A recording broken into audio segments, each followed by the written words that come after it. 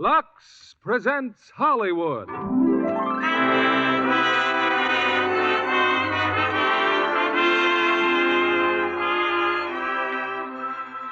Lever Brothers Company, the makers of Lux Flakes, bring you the Lux Radio Theater, starring Joseph Cotton and Valley in Spellbound. Ladies and gentlemen, your producer, Mr. William Keighley.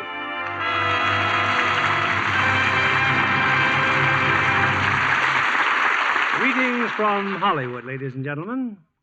While most people think of motion pictures as typically American, it's nevertheless true that our neighbors overseas have contributed much to their development in new ideas, new technical approaches, and new stars.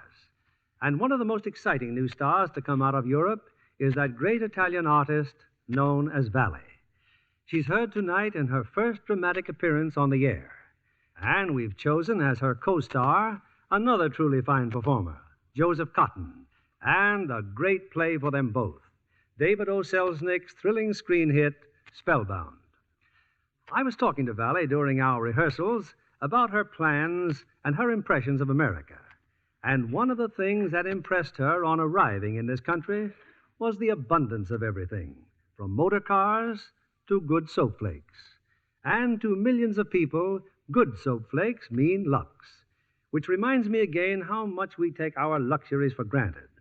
While in many other countries, housewives must rely on any kind of soap that they can get, here they're always sure of a safe and easy care for precious washable fabrics just by saying Lux. It's curtain time, and here's Act One of Spellbound, starring Joseph Cotton as John and Valley as Constance.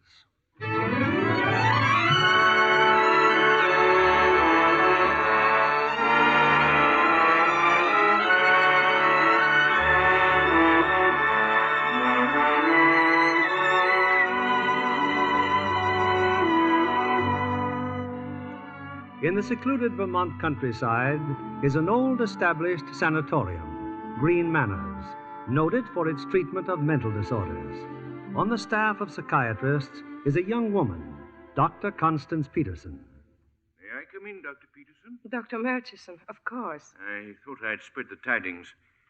My successor, Dr. Edwards, will be arriving here any moment. I just can't imagine Grand Manors without you, Dr. Murchison. I sort of go with the fixtures, I suppose. It's so much more than that. You are Green Manors. Well, the old must make way for the new, Miss Constance.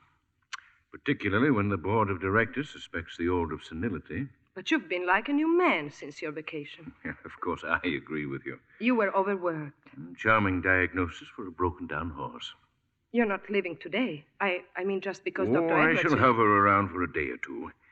Well, I'd better check the rest of the staff. I'd like you all in my office at 4 to meet him. Dr. Murchison, tell me, what do you think of that Dr. Edwards? His reputation is tremendous.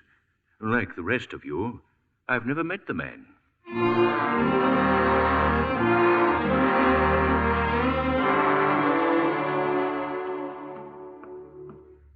What's your hurry, Connie? Oh, Dr. Fleurot, I just had a note from Dr. Edwards. He wants to see me. Oh? He's been here all of 24 hours and he's writing you notes? He's interested in one of my patients. Oh, you mean Mr. Gomes, the one with the guilt complex?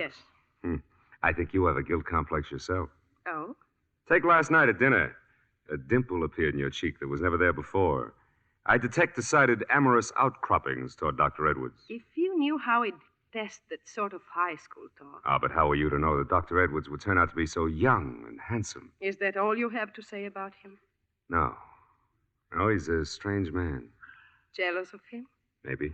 I mean, of his position here. He seems so unsure of himself. As you pointed out, he's been here only a day. Please, he's waiting for me. Sure. Just see the conversation is confined to your patient. Don't take me too seriously, Connie. Of course, I haven't had time really to study Mr. Gomes' case, Dr. Peterson, but I gather he's thoroughly convinced that he killed his father. Yes, Dr. Edwards. Actually, his father died a very natural death. But his conviction is very curious. But you've encountered such cases very often. You describe them so perfectly in your book. Yes, my book, Look, would you mind doing me a favor? Not at all, Doctor. I I have a headache, and I understand you're not on duty till after dinner. Well, Now, please, I need some fresh air, and you look as though it might do you some good, too. Excuse me. Hello? Yes, this is Dr. Edwards. Who? Sorry, I don't get your name. Norma Kramer? Please, Miss Kramer, I'm very busy, and I don't know you. I assure you, I'm sorry, Miss Kramer. Someone claiming to be... Well, I don't like practical jokes, do you? Maybe an ex-patient of yours. They can be rather coy at times. Let's get out of here. We'll look at some sane trees, normal grass, and clouds without complexes. How about it? Thanks. I'd love to.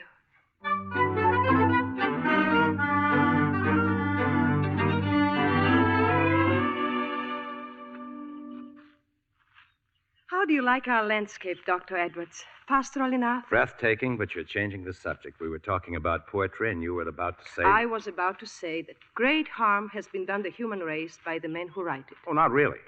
The way they delude people about love, writing about it as if it were a symphony, a flight of angels. Which it isn't, of course. Certainly not. People fall in love, as they put it, because they respond to certain hair colorings or vocal tones. Or mannerisms that remind them of their parents. Oh, sometimes for no reason at all. The point is that people who read about love is one thing, and experience is quite another. They expect kisses to be like lyrical poems and embraces like Shakespearean dramas. And when they find out to the contrary, they get sick and have to be analyzed. Yes, very often. Professor, you're suffering from mogo on the go-go. I beg your pardon? Come on, let's sit down over there. I see just what you were looking for. Trees, grass, and clouds. All very normal.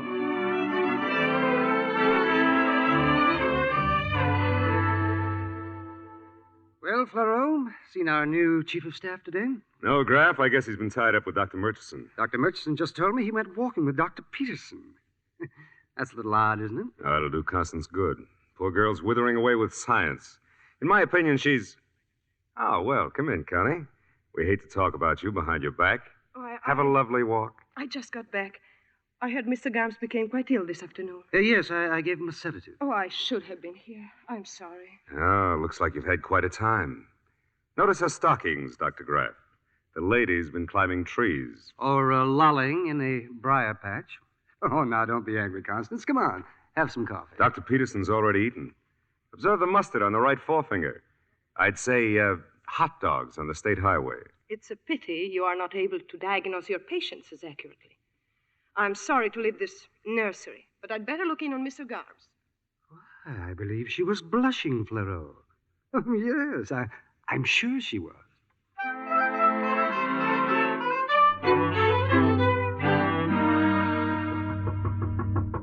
Come in. Oh, Dr. Peterson. It's very late, I know.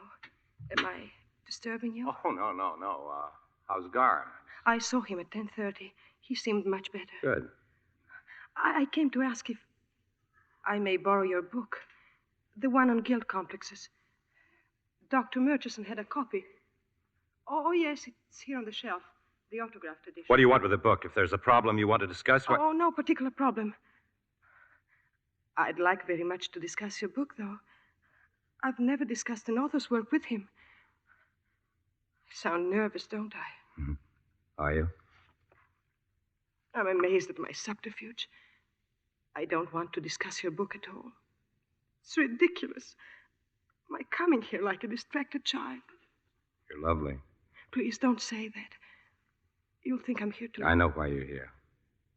Why? Because something's happened to us. But it doesn't happen like that. In a day. It happens in a moment sometimes. I felt it this afternoon. It's like lightning striking. It was... What is it? Why are you looking at me like that? Here. Something about your dress. My dress? Forgive me. I've been having a rather bad time with my nerves lately. Your dress, I mean those dark stripes. You're ill. No, I'm all right. Hello? Yes, Dr. Graff. Yes. What? Where is he? I'll be there right away. Mr. Garms just tried to commit suicide. Is it bad? Taking him to surgery. I'll go with you. Wait. Why are the lights out in the corridor?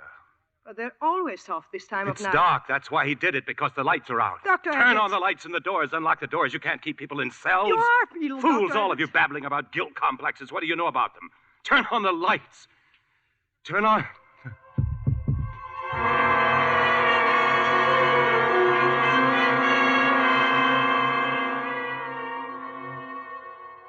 I don't understand this at all. What would make Dr. Edwards collapse? I don't know, Dr. Edwards. Probably shock of some kind brought on by exhaustion. May I stay with him, Doctor? You were there when it happened. Yes, I'm sure he'll be more at ease with you. And Mr. Garms? Oh, he'll be all right. Just take care of Dr. Edwards and keep him quiet. I wish you wouldn't talk, Dr. Edwards. Please just rest. I must talk. Very well, then. You're not Dr. Edwards, are you? You know. Only that you're not who you pretend you are. And that you're ill. How did you find out? This morning you sent me a note. You wanted to see me about Mr. Garms. You signed the note. Tonight when I took the book off the shelf, the autographed book, the signatures, Doctor, completely different. Dr. Edwards is dead. Dead? I ought to know. I killed him and took his place. Then who are you? I don't know. I have no memory. If you remember killing Dr. Edwards, you can remember more. I can't. I've tried. You afraid of me? No. Loss of memory isn't a difficult problem. Amnesia. Trick of the mind to forget something too horrible to remember, so you put it behind a closed door. We'll have to open that door. I know what's behind it. A murder. I don't believe it. That's a delusion of your illness. Will you answer me truthfully and trust me? I trust you. It's no use. I don't know who I am. I don't know. Who telephoned today? Telephone? Yes, while I was in the office. What did she say? She said that she was my office assistant. She hadn't heard from me. She was worried. You mean she was Dr. Edwards' assistant? What else did she say? She didn't recognize my voice. She said I wasn't Dr. Edwards. Was that the first time that you became confused about being Edwards? Did anything happen before that? Yes, in the hotel room, packing to come here, I found this cigarette case in my coat. Here, the initials. J.B. They're probably your initials. J.B. John Brown's body. Do they hang murderers on a sour apple tree here in Vermont? Oh, please. Try to rest. It's very late. You'll feel better tomorrow. Yes, tomorrow.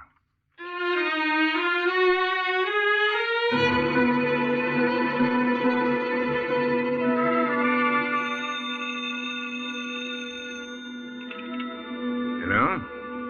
Yes, this is Dr. Murchison. Who? Oh, yes, Miss Kramer. You what? Well, of course. Come over right away. Who? Very well, then. Bring the sheriff with you.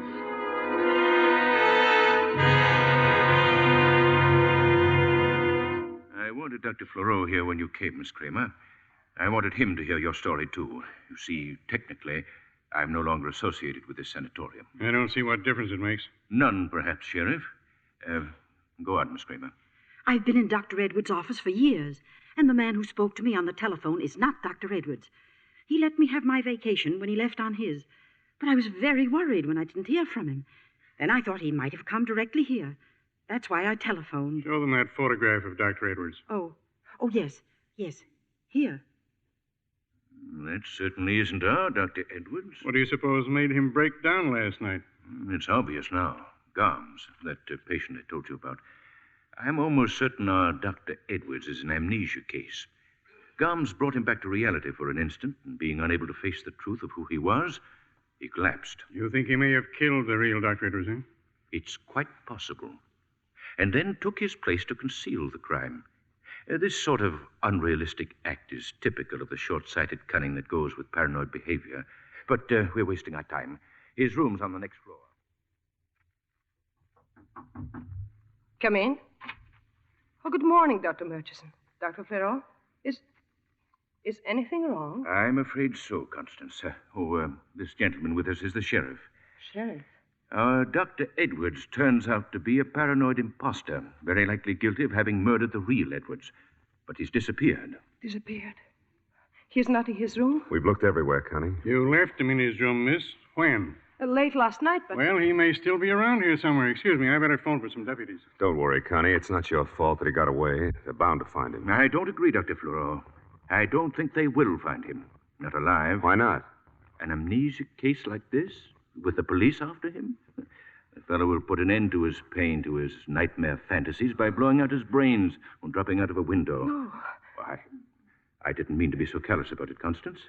Your guess is probably quite accurate. Come along, Fleureau. Suicide? No. No. Hello? Mr. Brown is calling you, Dr. Peterson. Brown? John Brown, doctor. Long distance. Put him on, please. Hello? Where are you? Doesn't matter. You'll find a note under your carpet. Thanks for trying. Hello? Hello?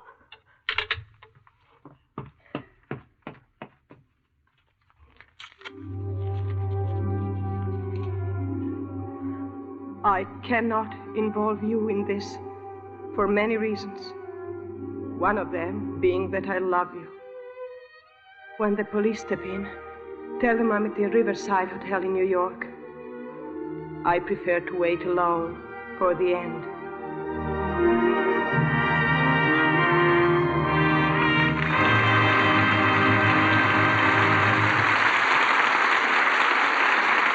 In just a moment, we'll return with Act Two of Spellbound.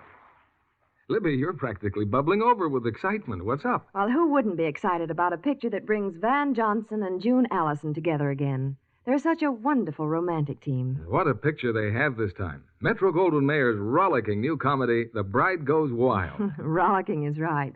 Van and June get involved in some of the most hilarious situations I've seen in many moons. June Allison proves herself a top comedian in that picture. And Van Johnson was never in better form as the young author trying to avoid matrimony. But he can't escape a girl as lovely as June Allison. Oh, she makes a stunning bride. The studio designed a trousseau for her that any bride would envy. Well, nowadays, it's easy for a bride to keep her nice things new-looking longer. The same way MGM did for June Allison in The Bride Goes Wild. With Lux Care. And easier than ever now, with the wonderful new diamonds of Lux. Women said Lux just couldn't be better, but it's more wonderful than ever. There's nothing just like these new diamonds. So sheer, so tiny, so white. They not only look different, they act different. They're so much faster. They fairly burst into suds at the touch of water. And make the richest suds ever. Just compare them with any other suds you've ever used. They're richer. And they keep pretty under things lovely 3 times as long. Tests show that. It's just like getting 3 pretty slips for the price of 1. So smart girls avoid harsh washing methods. Anything safe in water is safe in these new diamonds of Lux.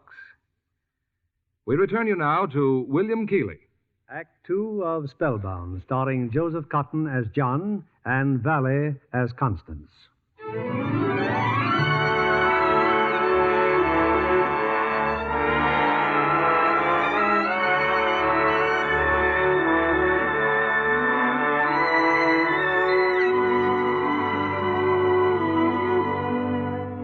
It's late that same day, in a room in the Riverside Hotel in New York City. Why did you come here? Why? To take care of you, to help you. You can't help a criminal. I won't allow you to. I couldn't bear it away from you. I couldn't do anything but think of you. No. I'm here as your doctor. It has nothing to do with love. Nothing at all. Oh, darling. Constance? You see, nothing to do with love at all. Darling, we haven't much time. You lived somewhere. You had relatives, friends. Please try to remember. Why not a wife? Can you remember her? No. Thank heavens I can't remember a wife. You told me you had headaches. How would you diagnose a pain in the right upper quadrant? A persistent pain? Oh, gallbladder, possibly a heart case, pneumonia. Depends on the patient's history. Obviously, you are a doctor. The only thing that's obvious is the logic of the situation. What logic? That it was I who was with Dr. Edwards here. Look at this newspaper. Police believe the imposter who escaped from Green Manors is the patient who visited the real Dr. Edwards in the Cumberland Mountains. No trace of Dr. Edwards has been found since he left the Cumberland Resort in the company of his alleged patient. Where did you go? I don't know. But I came back with his identity. And logically, I know why the body hasn't been found. Because it was hidden by me. Don't you see you can be imagining all this? You insist without proof that you're a murderer. Whoever you are, it's a guilt complex that speaks for you. A guilt fantasy that probably goes back to your childhood. Your wrist. What about my wrist? Roll up your sleeve. You were in an accident. Your wrist was burned. Your forearm. You've had an operation in the last 6 months. A skin graft. It hurts. What happened? Where? My wrist hurts. What happened? It's burning. My arm's burning. Try to remember. No, I can't think. I can't.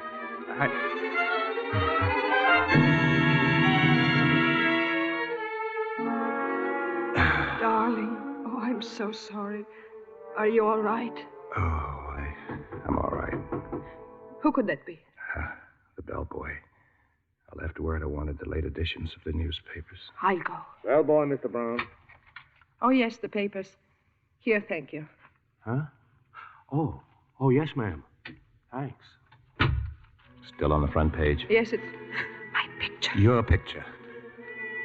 Police hunt Dr. Constance Peterson, believed aiding madman in Edwards' mystery. The bellboy recognized me. We've got to leave here. Now, at once. There's no time even to pack.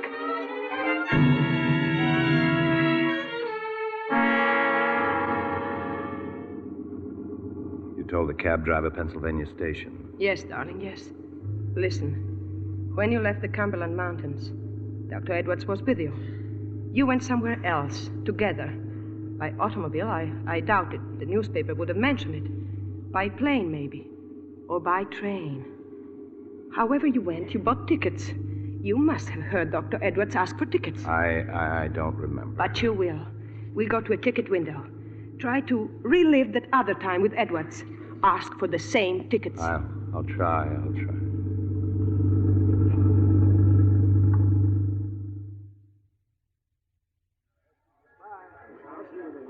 All right, please. Who's next? Washington, one way. You went someplace with Edwards. Ask for tickets to that same place. 46, including tax. Thank you. Yes, sir. Tickets. Tickets to where, sir? 2 tickets. 2 tickets where to? Rome. Where? He means Rome, Georgia. Yes, ma'am. Just a moment, please. I feel so peculiar. Please, darling. A policeman is coming. Don't say anything. Anything wrong, lady? My husband's ill, officer. Here you are, ma'am. 2 tickets to Rome, Georgia. You need any help? Oh, no, he'll be all right. Those dizzy spells go away quickly. Your change, ma'am. Birmingham Special, track 17 in 10 minutes. Thank you. I'll go to the train with you. Oh, no, he's better now, officer. Please don't bother. Track 17's right over there. We've got to get to an exit. Exit? The policeman. He may find a description of us posted somewhere. We'll be picked up at the first stop. We can't go back to the hotel. No, darling. We'll go to Grand Central Station. We're going to Rochester. Rochester? I have a wonderful friend there, Dr. Alex Bruloff. He was my professor at the university. He'll help us.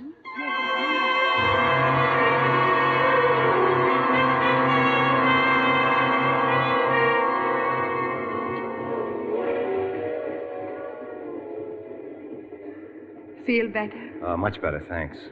Then let's pick up where we left off. We know you're a doctor, that you were in an accident, that you were once in Rome. I was never in Rome in my life. Yes. I remember. Fighter plane spotted us. You were flying? Transport, medical corps over Rome. What happened? Plane was hit, caught fire. Go on. I don't know. It just blanks out. You left the army after that? Maybe I deserted. I hated it. I hated the killing. I can remember that much. Your guilt fantasies were exaggerated by your duties in the army. Stop it, please. I don't want to hear any more about it. Darling, we're just beginning. Don't hate me too much. Try to relax now. I'll tell you all about Alex, Dr. Bruloff. Oh, you'll be crazy about it.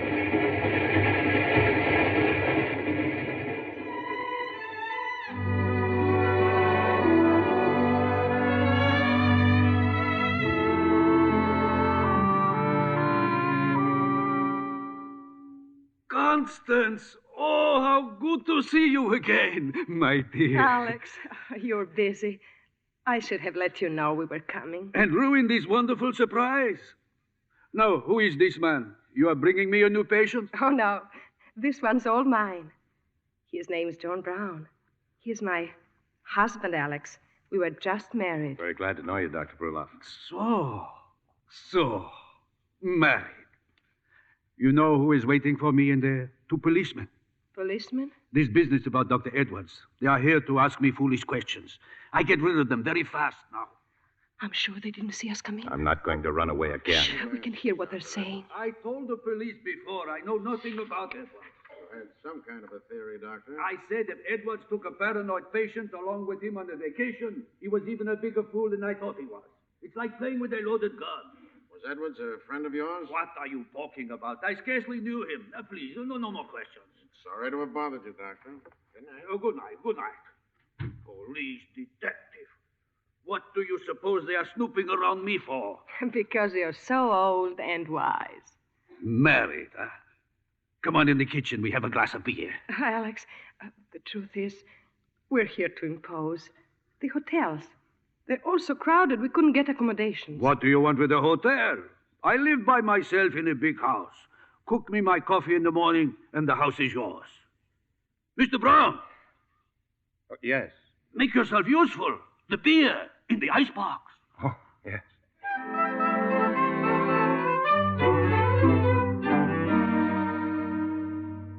Take your choice of the bedrooms, Constance. Good night. Good night, John. Night. Good night. Happy dreams, which we will analyze at breakfast. Thanks for everything. Any husband of Constance is a husband of mine, so to speak. He's wonderful, isn't he? If we're supposed to be married, why didn't you ask where our luggage is? Alex is always like that, in a complete dream state socially. Did the police upset you? Oh, no. Okay. You're very lovely. No, please. You'll keep this room. I'll take the one next door. It's a room John, what are you looking at? Nothing. You're staring at the curtains. Stop telling me what I'm doing. The curtains frighten you. White curtains with stripes. Stripes! Stop it. That night at the sanatorium, my dress was white with dark stripes. Why does the color white frighten you? Why do the lines frighten you? Just let me alone. Please let me alone. Yes, darling, yes. Why don't you take a hot bath? You'll sleep better. Yes, I will. I'd like to shave. I must look like a tramp. Do you think you can manage one of those old-fashioned razors? Our host is an old-fashioned man. If I cut myself, I'll yell for my doctor. Good night, darling. Good night.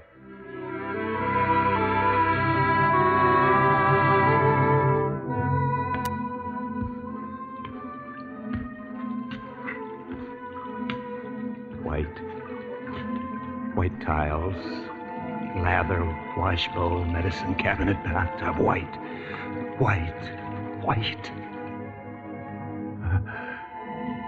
Razor. Yes, this razor. Police. Bruloff. He knows. The razor.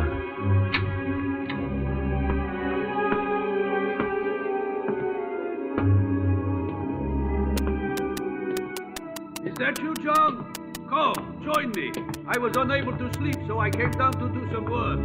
I am having some milk and crackers. Have some. There's plenty. Milk. White. John, what's the matter? What's that in your hand? What is it?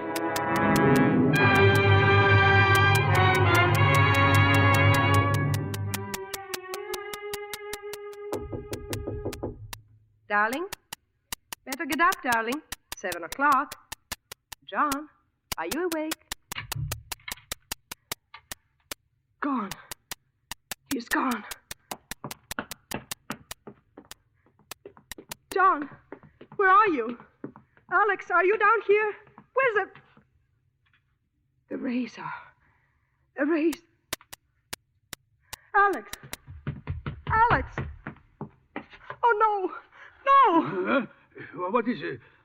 Oh, good morning. Oh, You were asleep. What is the matter with you? Nothing.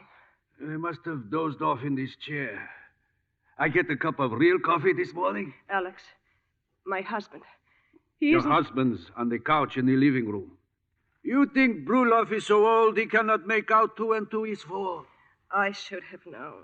The moment I see you with a man whose pupils are enlarged, who has a tremor of the left hand, who is on a honeymoon with no baggage, and whose name is John Brown. I know practically what is going on. What did he do? Only what I expected. There is no use taking chances, so I sit here last night waiting. Soon he comes downstairs, and he is dangerous. I can see by his face, so I keep talking to him while I put some bromide in a glass of milk. Enough to knock out 3 horses. The struggle against his condition. It agitates him at times, Alex.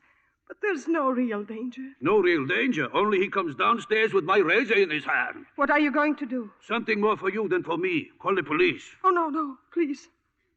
Alex, you don't know this man. We are speaking of a schizophrenic, not a Valentine. Please. The shock of a police investigation might ruin his chance for recovery. And I can save him. How if he killed Dr. Edwards? He didn't. I couldn't feel this way towards a man who was bad, who had committed murder. I couldn't feel this pain for someone who was evil. This is baby talk. You are 20 times crazier than he is. Give me time. Just a few days, Alex. In his present condition, he could tell the police nothing. Don't you see?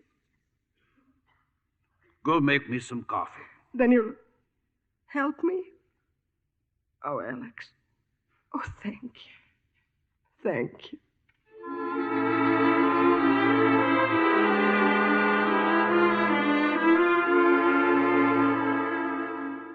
So, you're awake. Who are you? Oh, yes, I remember. Constance. In the kitchen making coffee. Bromide. Who's been feeding me bromide? What's your name? I don't... Oh, so Constance told you about me. Nobody had to tell me. And don't fight me. I'm going to help you if I can. I want you to look on me like your father. Trust me. Lean on me. This is a shortcut, but we haven't time for anything else. Go ahead, I'm leaning. Maybe you got something you want to tell me. A few words in the corner of your head. No. Go on, talk to me. There's nothing. Maybe you've dreamt something. I was dreaming just now. What did you dream? I don't believe in dreams. That Freud stuff's a lot of hooey. Do you want I should help or not? I'm sorry. Dreams can tell you sometimes what you are trying to hide. But they tell it to you all mixed up. The problem is to put the puzzle together. Constance with the coffee.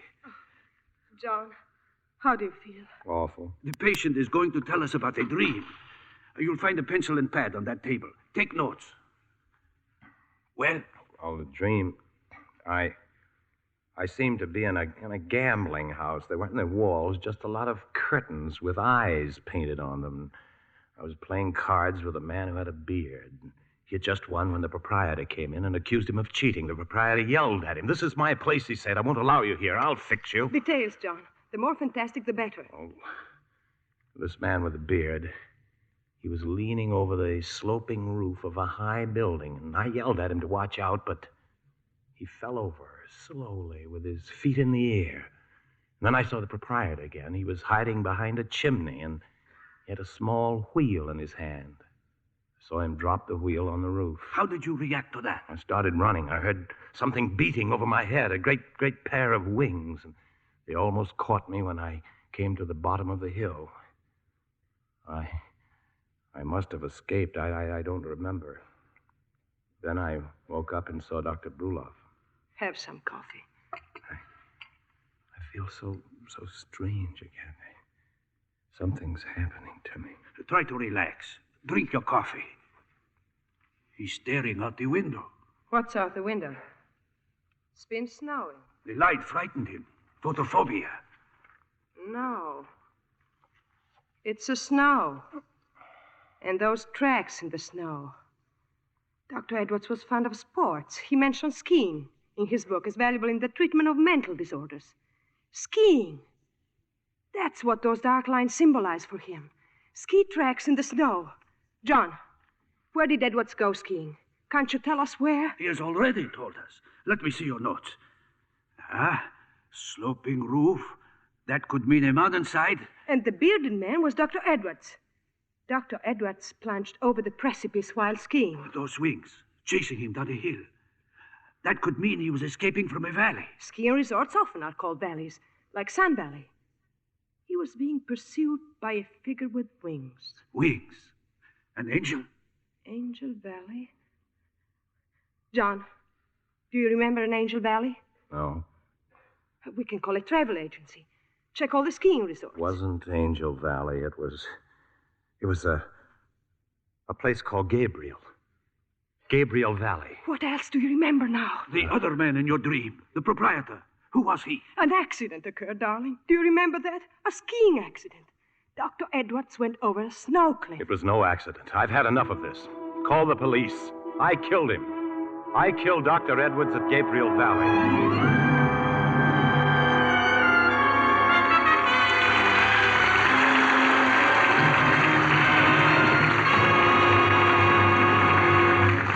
We pause now for station identification. This is CBS, the Columbia Broadcasting System.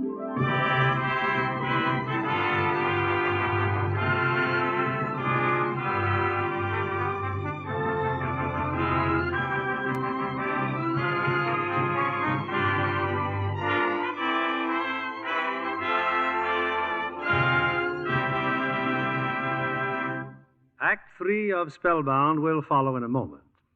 Our guest tonight is responsible for the interviews with famous stars which many of you doubtless read in current publications. She's Miss Dorothy Blair of Universal International. Did you see any of the filming of Naked City at the studio, Dorothy? Yes, I did. After Mark Hellinger brought the company back from 2.5 months on location in New York and did a few scenes at the studio.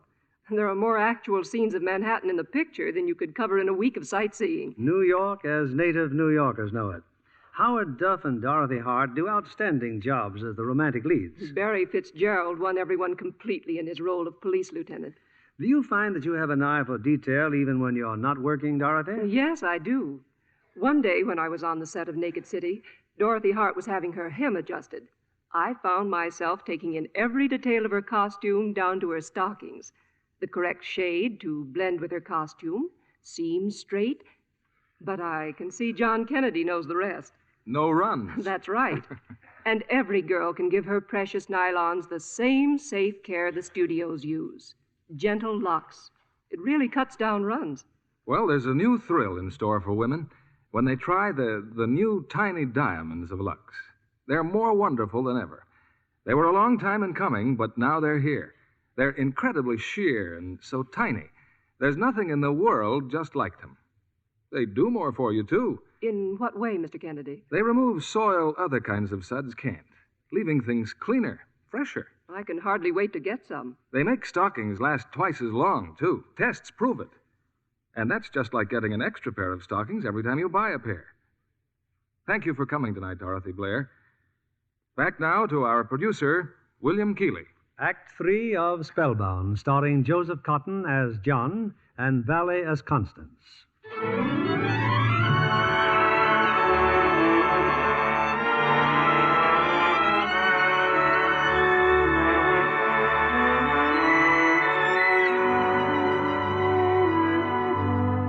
John's statement that he has killed Dr. Edwards at Gabriel Valley has sent Constance to the telephone, but not to call the police. How soon does the train leave, please? 4:45. Thank you. We're going to Gabriel Valley, John.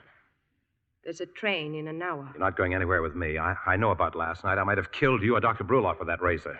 But you didn't. Nothing happened. It will if I don't give myself up to the police.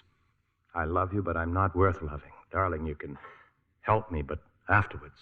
This feeling of guilt. Guilt. Have you never been without it? Not since childhood. What's that? Since childhood? What was it, darling? Was it so terrible that you preferred to think you murdered Dr. Edwards rather than remember what happened long ago? Let me alone. You said you loved me. Look at me then. Why am I fighting for you? Because I love you. Because I need you. How can you love me? And I want you to come with me to Gabriel Valley. What good will it do? You'll see the hill where it happened. You'll remember things. How I killed him. No. You'll see your innocence. You'll see what really happened. If the episode's repeated, how do you know I won't kill again? Because I'm convinced you didn't kill in the first place. You believe in me enough to take such a chance? Of course I do. We'll go back to that ski run. We'll find out what really happened to Dr. Edwards. We'll find out what it was in your childhood that's haunted you all these years. Dr. Broloff, you've been remarkably silent through all of this. This is a woman in love. What can an old man say?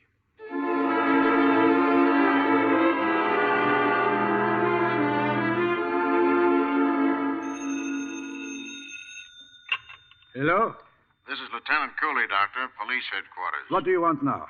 When I came to see you last Tuesday, you had visitors. One of them was a girl. Well? I've just received a bulletin from Vermont.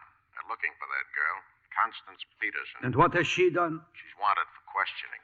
Where is she? She left yesterday afternoon. Where did she go? I don't know. You know what you're doing, don't you? Obstructing justice? Come down and arrest me there. I think I obstruct some more.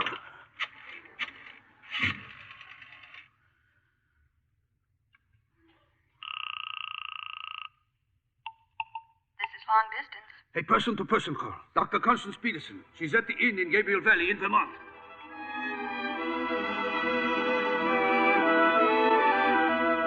I'm sorry, sir. The inn at Gabriel Valley says Dr. Peterson has gone skiing. Do you wish her to call you when she returns? No, never mind.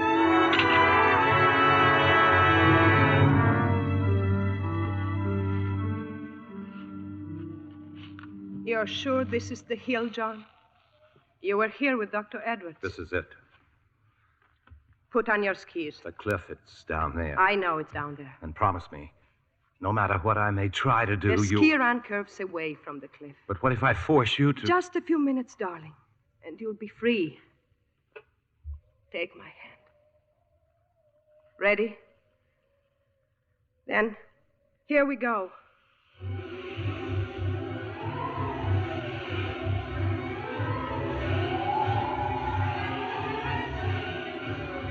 Slow down. Slow down. We're going too fast. No, we're not. You're too close to me. Cut over. I want to be close to the you. cliff, you can see it now, just ahead of us. I know, darling. I know. Yes. I remember. White. He was where you are, and I... You wanted this. Everything must be the same. All right. Constance, no!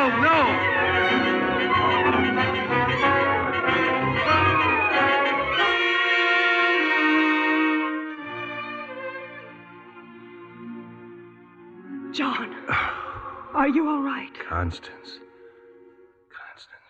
You threw yourself at me. You wouldn't let me go over. You saved me. My brother. My brother. What about your brother? Tell me. We were children. It comes back to me now. I killed him. I killed my brother. It was an accident. What happened? How did it happen? Our house, the front steps, there was a railing, and my brother was sliding down the railing. Tell me, I didn't mean it. I slid down behind him. I knocked him off. And there was a picket fence. My brother... At last. Oh. Come, darling. We're going back to the inn. You can call the police now. Yes. They can find the body of Dr. Edwards somewhere in the snow at the bottom of that cliff.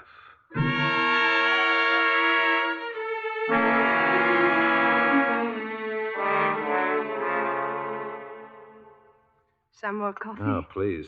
The police should be there by now. We'll know very soon. Yes, It's darling. unbelievable how everything comes back to me. Oh, by the way, I'm not married, and my name is John. John Ballantyne. I'm very pleased to meet you. Another thing, my Army record's all right. Medical discharge.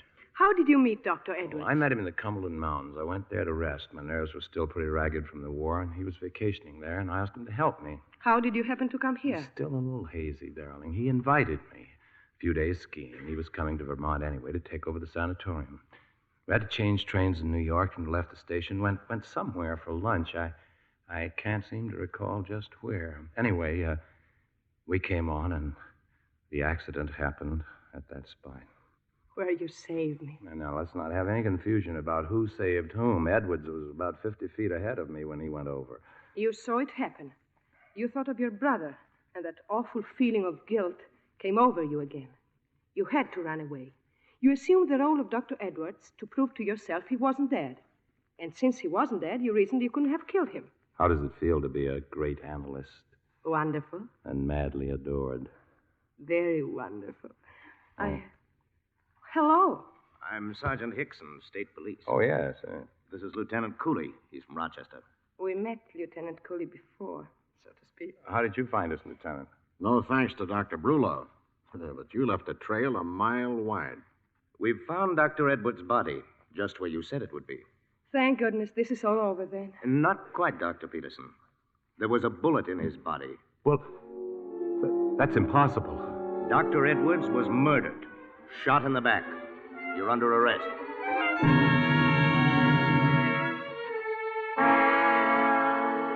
And I brought you back here to Green Manor's, Constance, because there is nothing more you can do for John. Alex, there must be something I can do. You cannot keep bumping your head against reality and saying the evidence is not there. The evidence is there. John has been indicted for murder. He trusted me, Alex. I led him into a trap. I've all but convicted him. Is that real enough for you? But don't ask me to stop. I can't stop. I won't stop until he is free. And how will you free him? I don't know. I haven't seemed very grateful to Alex, have I? Thanks for straightening things out with Dr. Murchison and everyone. I'm sorry the prison hospital is so close by. This means you'll see John every chance you get. It is useless for me to tell you not to. Yes. I hate to hurry, Dr. Brunov. I have been waiting for you to throw me out of your office, Murchison. The car's here. It's quite a drive to the station. Yes, I go back now to Rochester. Take care of my girl. We'll try to, Doctor. Goodbye. Goodbye. I'll write to you, Constance. Thank you, Alex. A brilliant man. I should go to the station with him. No, you're too tired. Constance, try to forget things better forgotten. You've a fine career ahead of you here. Thank you. Well, at least one good thing came out of all this. You're still here. Who knows what would have happened to this place under Dr. Edwards? I knew Edwards only slightly. I never liked him. Well, good night, Constance. I hope you'll feel rested in the morning. Good night, Dr. Murchison.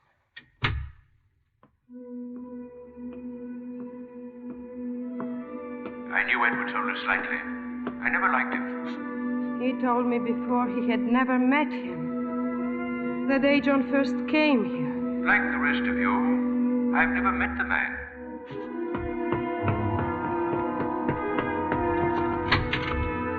Constance, did you forget something, my dear? I want to talk to you, Dr. Murchison. Well, of course. It's a problem. A dream one of my patients reported. Which patient? John Ballantyne. Well? Ever since John was arrested, he's been recalling more details of that dream. Anyway, he was playing cards in a gambling house, apparently with Dr. Edwards. Oh? What game were they playing? 21. John says he dealt Dr. Edwards a 7 of clubs, and Edwards said that makes it 21.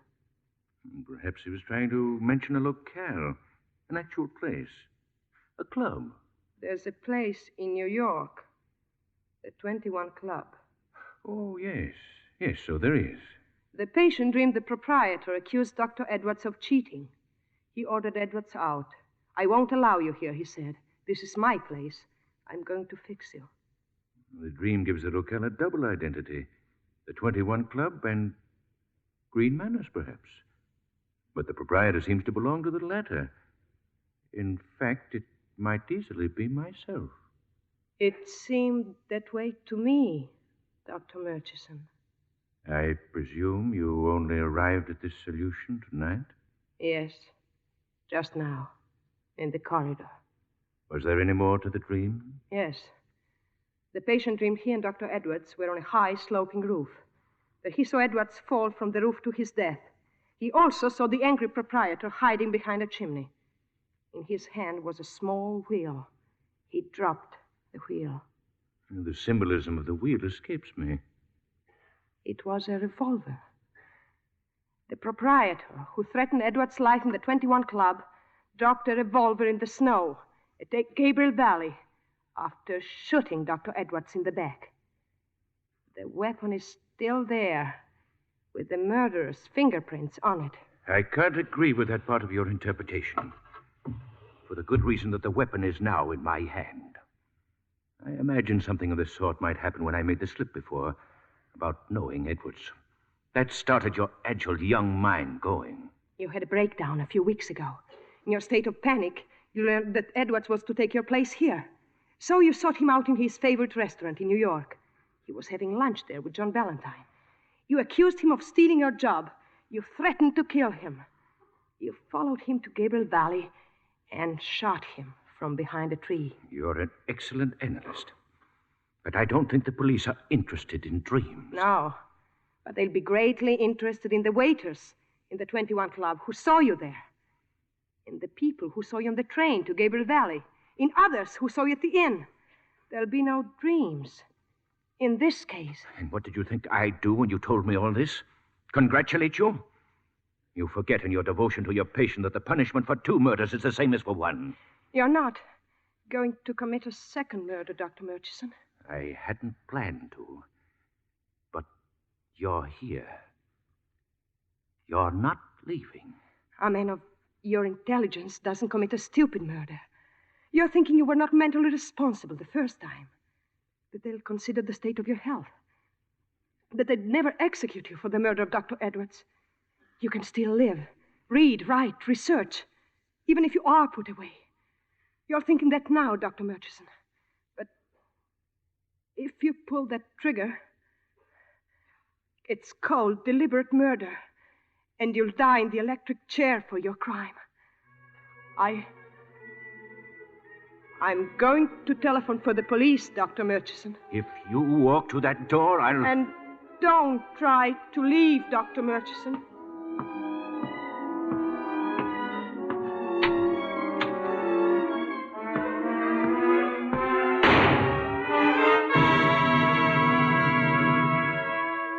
Sanatorium chief attempts to kill self after murder confession. Dr. Murchison shot rival. Valentine free. Girl risks life second time to save Valentine.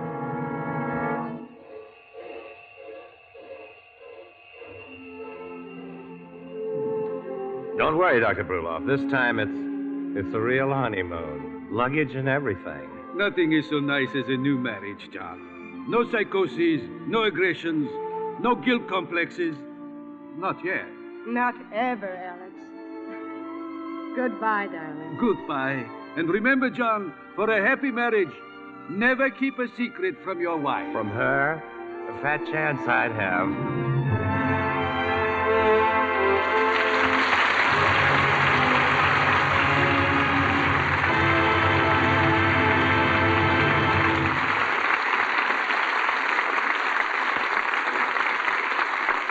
Our stars will return for their curtain calls in a moment. You know, Libby, we talk a lot about fashions in clothes. How about news tonight on fashions for the home? Well, there's a wonderful new fashion in dishes. Anything to do with color or size? In a way, because they're ever so tiny and pure white. The dishes? No, the new diamonds of Lux you use to wash them with. Washing dishes with this new Lux is a fashion I predict will sweep the country. Because these sheer tiny diamonds are so much faster? That's right. You just turn on the water and presto, they burst into suds right before your eyes. Just compare them with any other dishwashing suds you've ever used. They're richer. Make thick, abundant suds that last and last. They go so far, too. You can wash up to twice as many dishes with these new tiny diamonds of Lux. Careful tests using the same weight of soaps proved Lux washes more dishes than any of 10 other leading soaps. And you needn't dry the dishes at all. Just rinse them with hot water and let them drain. They'll dry bright and sparkling. Of course, every woman knows how gentle Lux is, how kind to hands. You can be sure the new tiny Lux diamonds will keep your hands soft and smooth and lovely in spite of dishwashing. Try these new tiny Lux diamonds for dishes tomorrow. Here's Mr. Keeley at the microphone. Our thanks now to Joseph Cotton and Valley, who returned to the footlights for a well-earned curtain call.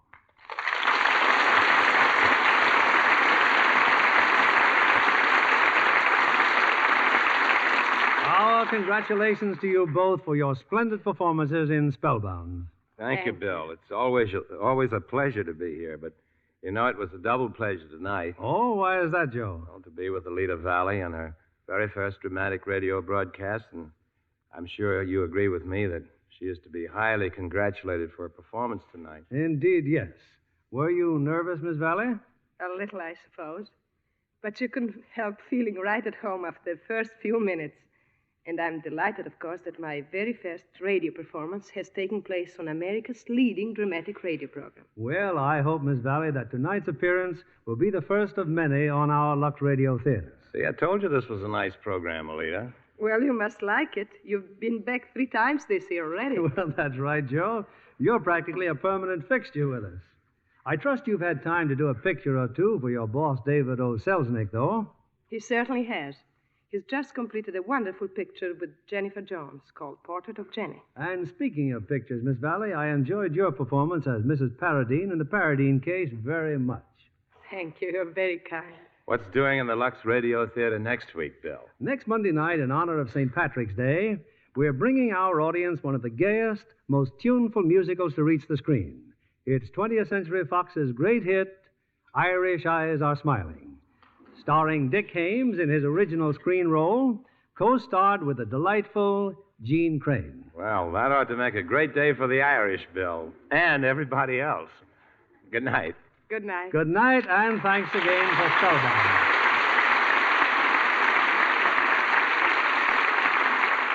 And now it's my privilege to make a very special announcement. The name you ladies have been waiting to hear. The first prize winner of the 3rd week of Lever Brothers Mammoth Fur Contest. A $3,000 mink coat, or cash if she prefers, goes to a lady in Lafayette, Indiana. And her name is Mrs. Janice C. Urselcook of 907 State Street. Congratulations, Mrs. Urselcook, on your fine letter. Here are the second prize winners for the 3rd contest. Mrs. Robert S. Oakes of 819 South Columbus Street, Alexandria, Virginia. Mrs. Gladys Dorothy Johnson, 3642 Huntington Avenue, Minneapolis 16, Minnesota. And Miss Joan L. Smith of 537 West Deming Place, Chicago, Illinois. A $1,000 fur coat or cash to each. Other winners will be notified by mail. Listen next week for the name of the top winner of the 4th Big Lever Fur Contest. It may be yours.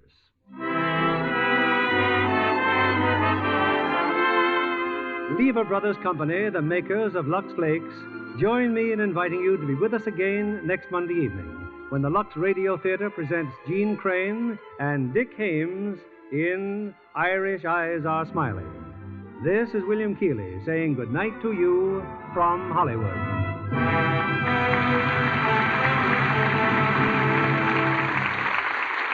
Red Cross stands ready to serve you and your community. Keep Red Cross prepared when disaster strikes. Give gladly to the 1948 Red Cross Fund. Heard in our cast tonight were Herbert Butterfield as Bruloff, Bill Johnstone as Murchison, Gerald Moore as Fleurot, and Cliff Clark as Cooley. Our music was directed by Louis Silvers. And this is your announcer, John Milton Kennedy, reminding you to join us again next Monday night to hear Irish Eyes Are Smiling with Dick Haymes and Jean Crane. Pepsodent won by 3-1. Yes, in a recent survey, families throughout America compared new Pepsodent toothpaste with the brands they'd been using at home. By an overwhelming average of 3-1, they preferred new Pepsodent with Irium over any other brand they tried. They said new Pepsodent toothpaste tastes better, makes breath cleaner, makes teeth brighter. Yes, with families who made comparison tests, Pepsodent won by 3-1.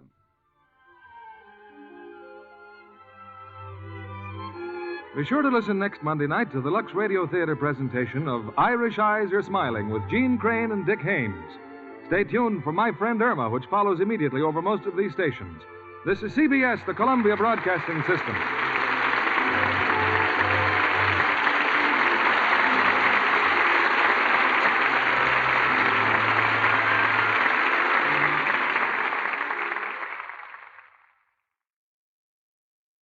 When you earn your degree online at Arizona State University, you get everything the nation's most innovative university has to offer. The same internationally recognized faculty, the same nationally ranked programs, the same degree. Learn more at asuonline.asu.edu.